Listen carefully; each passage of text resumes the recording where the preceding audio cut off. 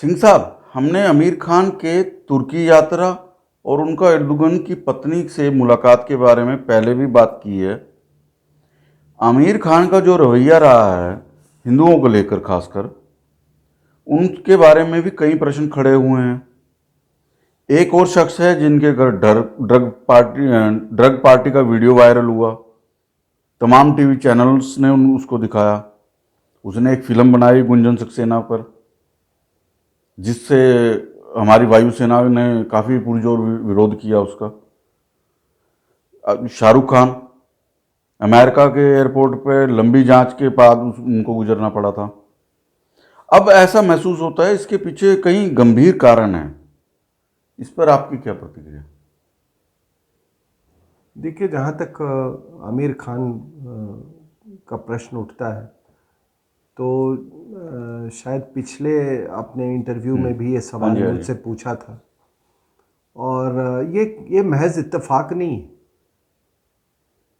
आप अगर जियोपॉलिटिकल जो बदलते हालात हैं, जो सूरत है, वो अगर आप उस पर ध्यान दें तो आज जो हमारे सब कॉन्टिनेंट में जो मुसलमान लोग हैं, पाकिस्तान मतलब भी हमारे सब कॉन्टिनेंट में आ जाता है, वो उनका भरोसा जो है वो अरब से उठता जा रहा है, सऊदी अरेबिया से उठता जा रहा है, जो कि मक्का और मदीना का कस्टोडियन है। तो पहले वो उनको लीडर मानते थे, और जब ये कश्मीर पर उनका साथ नहीं दिया तो इन्होंने एक तरह से इनडायरेक्ट इन्होंने धमकी दी कि हम ओआईसी को स्प्लिट कर देंगे।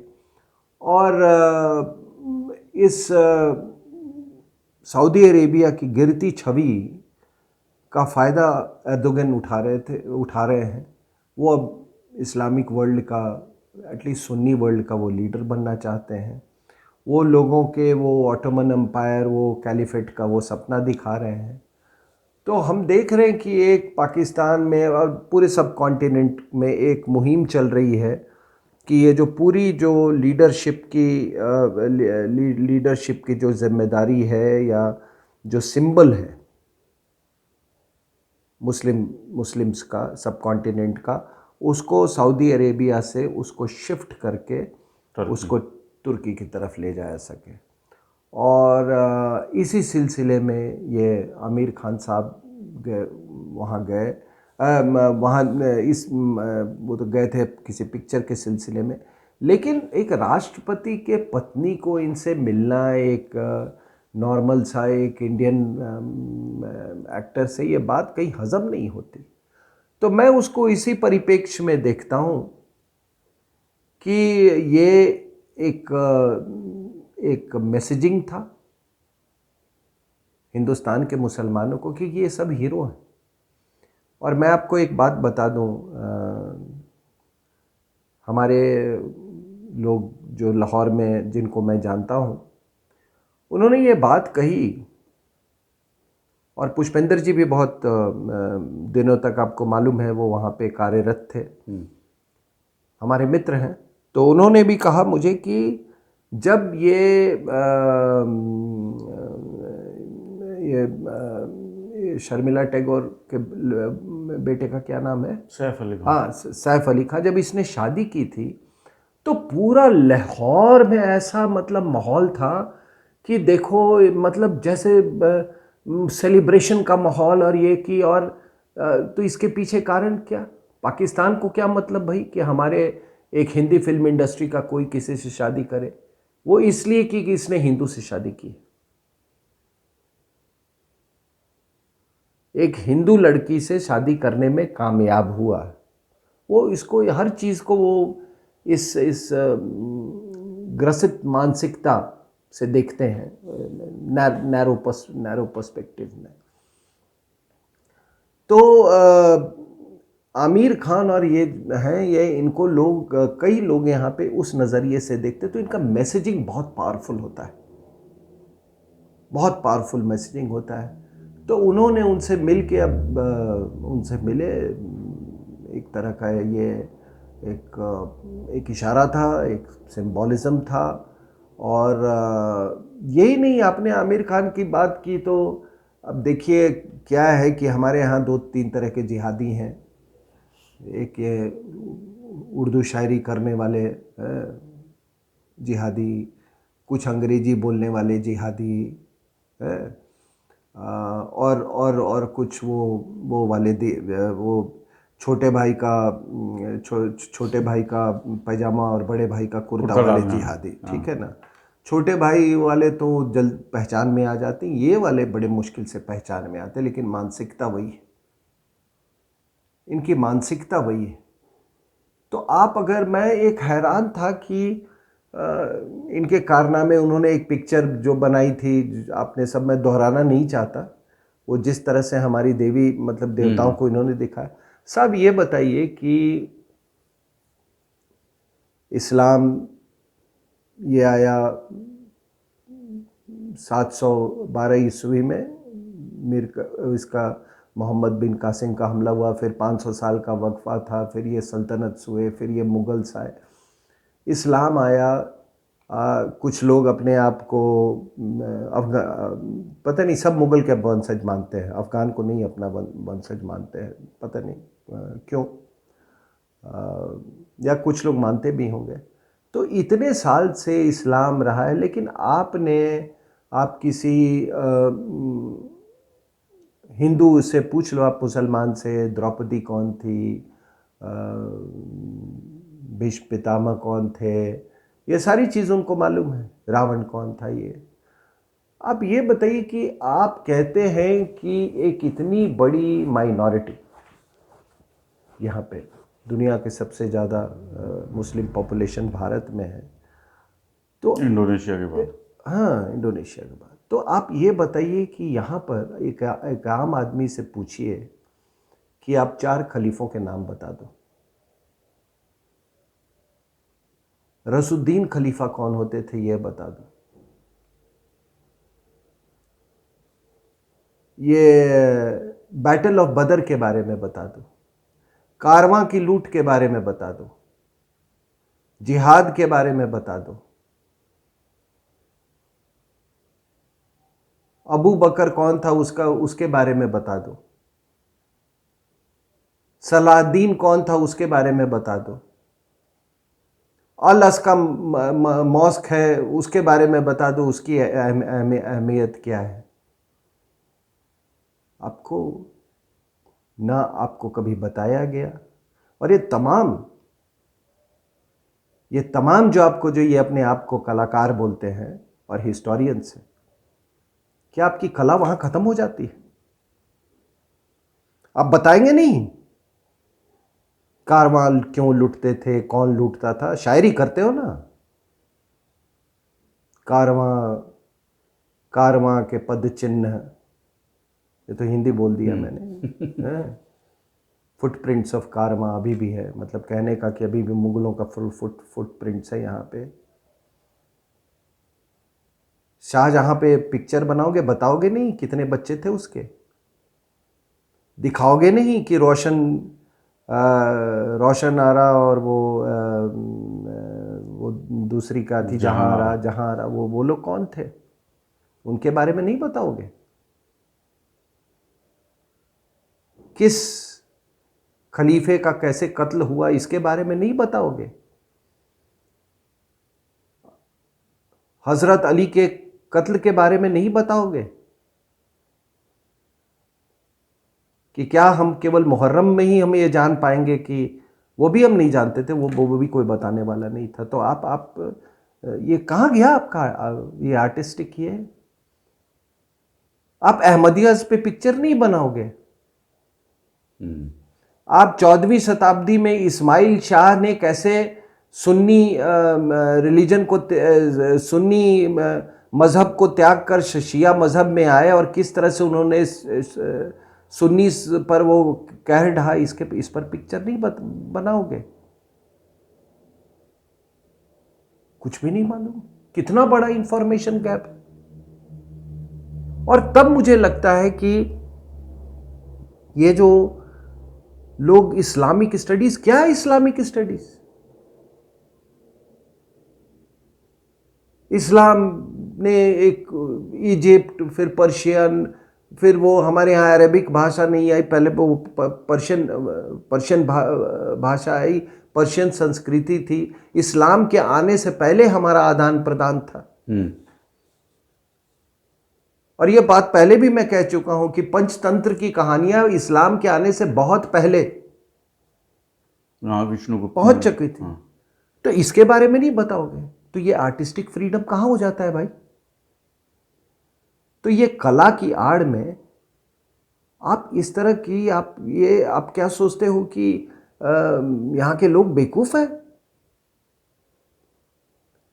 एक आप YouTube पे चले जाना, ये आमिर खान का एक इंटरव्यू है। एक इन्होंने कहीं से महिला उठा के ले आए, पता नहीं, मैं नहीं जानता उसको। अब वो पूरा वो अपना विश्लेषण दे रही है, वो ठीक है साहब, ये तो वो देश है, आप माने ना माने, आप सिंदूर लगाना चाहे ना लगाएं, आप जो पहनना चाहे, किसी को इतनी फुर्सत ही नहीं कौन क्या कर रहा है। आप उससे सवाल पूछ रहे हैं करवा चौथ के बारे में, और वो कह रही है कि करवा चौथ में, कहते मैं नहीं करवा चौथ करती। ठीक है भाई, मत कीजिए, यहां पर सबको छूट है। लेकिन ये कहना कि मैंने कहा कि पूरे अंग्रेज की बीवियां तो करवा चौथ नहीं करते, तो उनके क्या पतिदेव मर जाते हैं, और ये हंस रहा है, वो भी हंस रही है। ये पूरे इंटरव्यू का आप टेनर देख लें आप। किसी की आस्था पे चोट करना, किसी को ये जो सोफिस्टिकेटेड अंग्रेजी बोलने वाले ने कि 2 पिक्चर ऐसे बना दी और बाकी अपना मैसेज बड़ा सटल वे में। अब सटल वे की मैसेज के बारे में जो आपने पूछा, ये शख्स जिसके यहाँ ये एक वीडियो जारी हुआ जो ड्रग पार्टी का और जो तमाम टीवी चैनल पर, बाकी छोड़ दो साहब, आंखें देखो उन महिलाओं का जो उस पार्टी में, आपको साफ अंदाज हो जाएगा कि ये नशे में धुत। वो आदमी, चलो उसके बाकी उसकी निजी जिंदगी है, उसके निजी प्रेफरेंसेस कुछ भी हो, फिजिकल प्रेफरेंसेस जो भी हो, उससे मुझे कुछ लेना देना नहीं है। लेकिन आप पिक्चर बनाते हो और आप ये दिखाते हो कि एक पहली जो वो दिखाते हो पहली महिला पायलट है, हाँ, उसको वो जो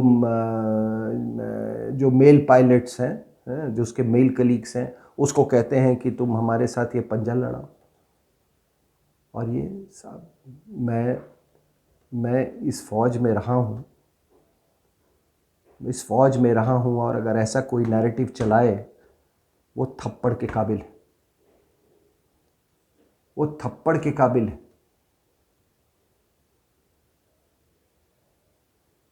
मैंने आज तक अपनी ज़िंदगी में, और आप भी अपनी ज़िंदगी में बहुत सारे एयरफोर्स और इससे अफसरों से आपका वास्ता पड़ा होगा, ये परफेक्ट जेंटलमैन होते हैं, परफेक्ट जेंटलमैन।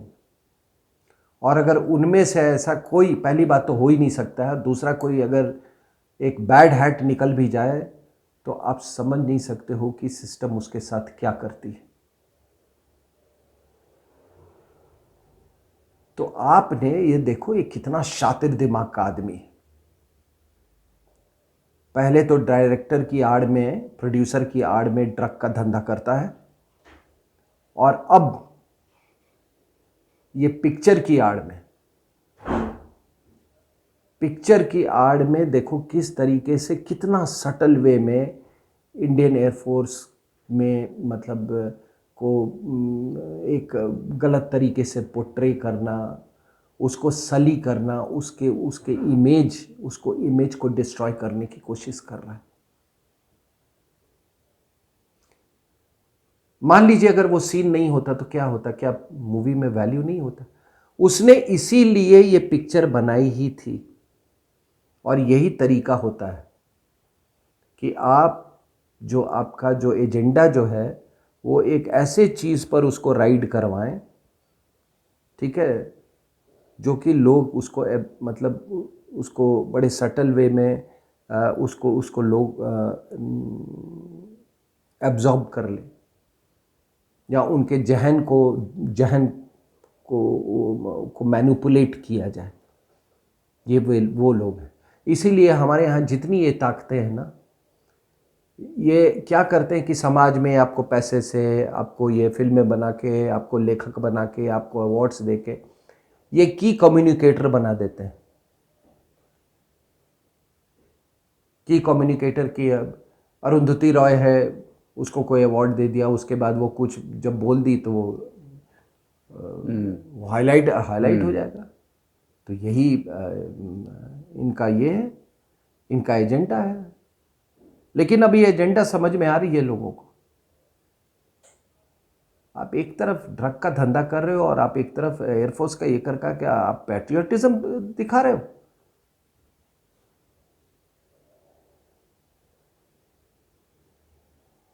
तो ये इसके बारे में बात की। वो फिल्म एक्टर जो कि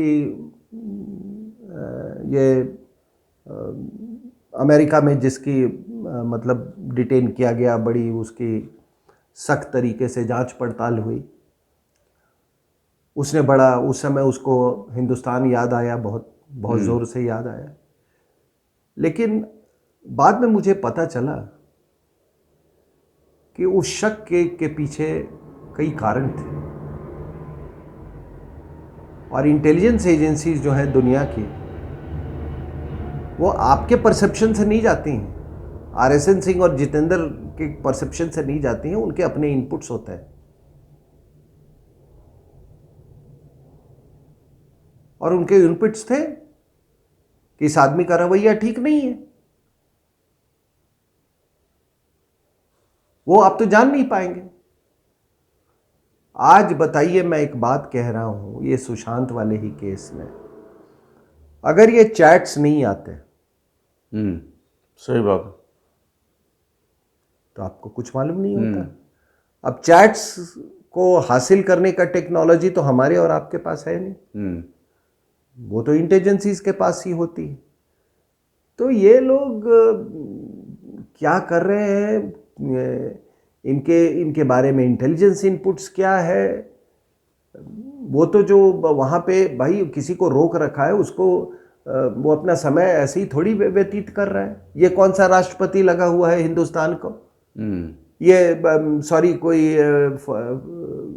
एक बहुत बड़ा सरकारी डिप्लोमेट है, हाँ, हाकिम है, किसको इस तरह से इसकी छानबीन की जा रही? कोई कारण होगा। और इसने जो पिक्चर बनाई, वो आप समझ सकते हैं कि वो कितना, वो उसकी फंडिंग क्या थी, आप सबको मालूम है। तो ये जो आपने देखा, ये पूरा कि देश का ये मैंने आपको कहा ना कि ये अरेबियन सी है, क्रॉस द अरेबियन सी, फिर ये बॉलीवुड, और ये बॉलीवुड मुंबई में है, आपको बोला फिनेंशियल कैपिटल भी है, पॉलिटिशियंस भी हैं यहाँ पे, वो सब कुछ है।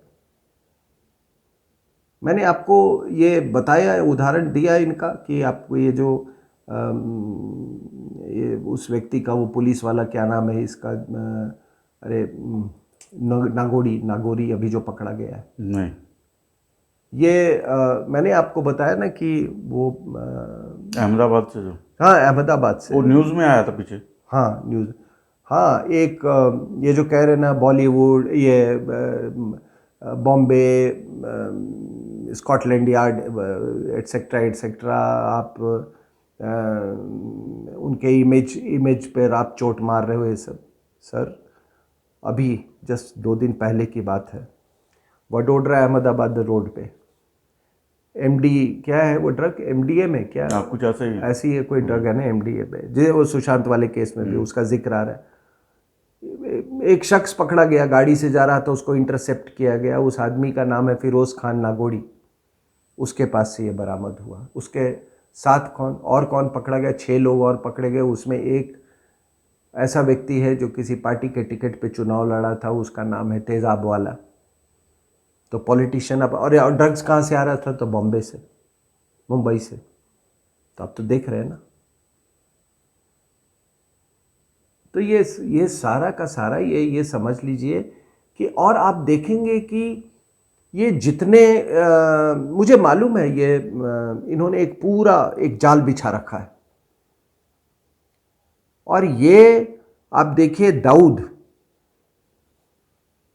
दाऊद का वर्चस्व बढ़ना, और ये तीनों खान एक्ट्रेस का राइज, इट इज कॉन्कॉमिटेंट।